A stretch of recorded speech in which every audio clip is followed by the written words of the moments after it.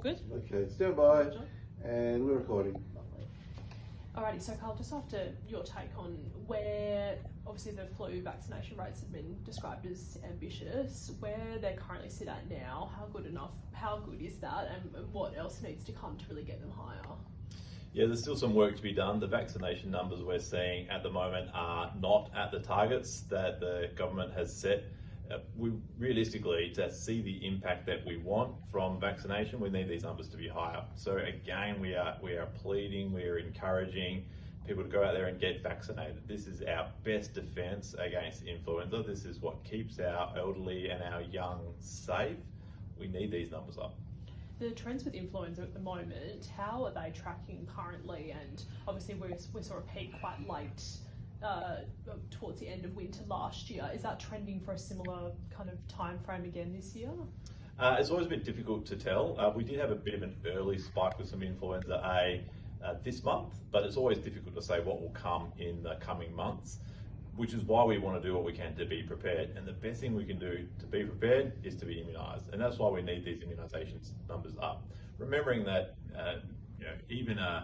everyone that gets immunised is protecting everybody else as well. And so there is this concept of making sure that we protect our elderly and that we protect our young by reducing the spread of influenza in our communities.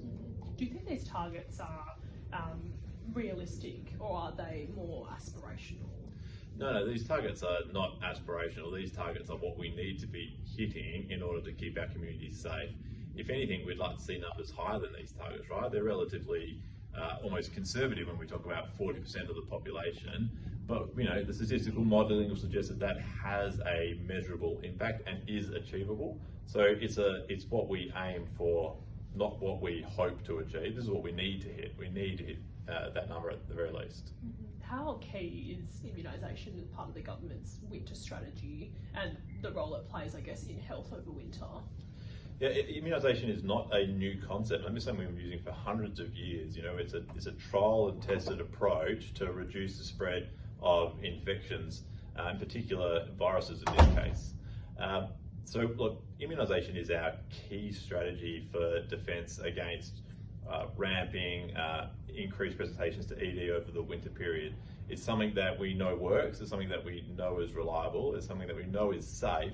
It also saves suffering, it also saves lives. This is a crucial part of how we address the health of our community. Do you think the government can be doing anything more to increase messaging or the rollout of immunisation this winter? And have you been impressed with kind of what they've done so far? Obviously today's announcement was the extension of the flu miss for 11 to 17. What else would you like to see?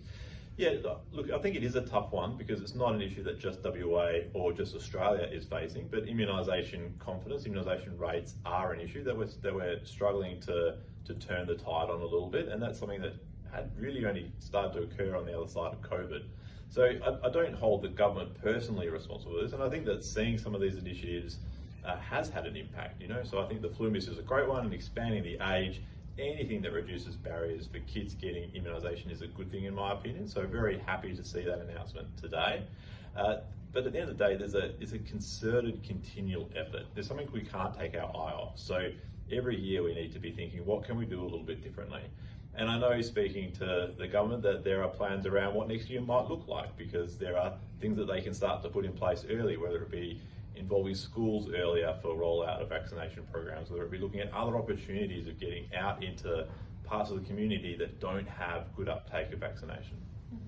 And in terms of the broader winter strategy, I guess, in terms of like capacity and other elements of the winter strategy, what are you kind of most concerned about coming up to, I guess, the peak of winter shortly? Yeah, we're probably going to see quite a good month in June when it comes to ramping hours, and we're probably going to see quite good ramping numbers for the month of June, in part because of the preparedness this time around coming into winter and some of the strategies that have been put in place. My concern would become complacency around that. We have seen that July and August were the months where we saw the record numbers last year, and so we're heading into that now. So we're off to a good start, but we're really only at the start line when it comes to dealing with the severity of the cases that we often see in winter. And is flu the major concern for you? Like I guess obviously last year we had such a horror season of flu that impacted on ambulance ramping, cancellation of elective surgeries. Do you see that as something that could happen again?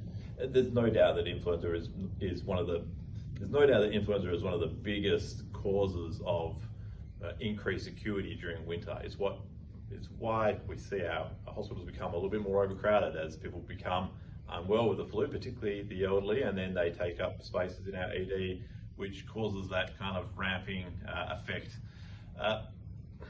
Maybe I said that really horribly. No, do you want to take that again? That's all right. Yeah. There's no doubt influenza has a big impact on hospital capacity over winter.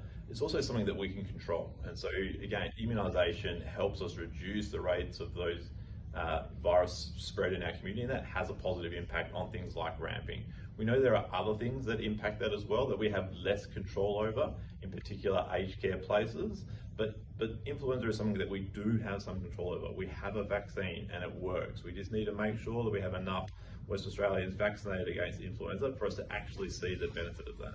And just lastly on capacity, do you think the government's done enough ahead of this winter flu season to have that preparedness across the system to avoid what happened last year? Look, we set the government a pretty mammoth task of doing something before this winter, and we had our suggestions alongside our other union colleagues and other representatives of the health sector, if you like. So we set them a mammoth task, and they've done something with that. They at the very least, the government's not ignoring the fact that this is something they need to take seriously. This time last year, we were dealing with world-class health system, nothing to see here, there is no problem. Fast forward 12 months and we have a winter strategy. We have a government prepared to talk about the need to expand services, to be prepared for winter, to look at what an immunised strategy might be. So look, credit where credit's due, that is taking the problem seriously. Whether or not it's enough, I guess we will see.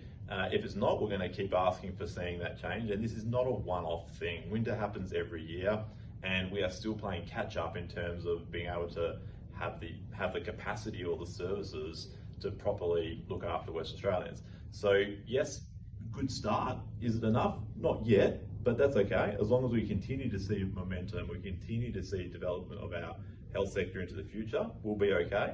We're off to a good start. Awesome. That's all I wanted to touch on. Are you happy with all that? Lovely. Thank you. Beautiful.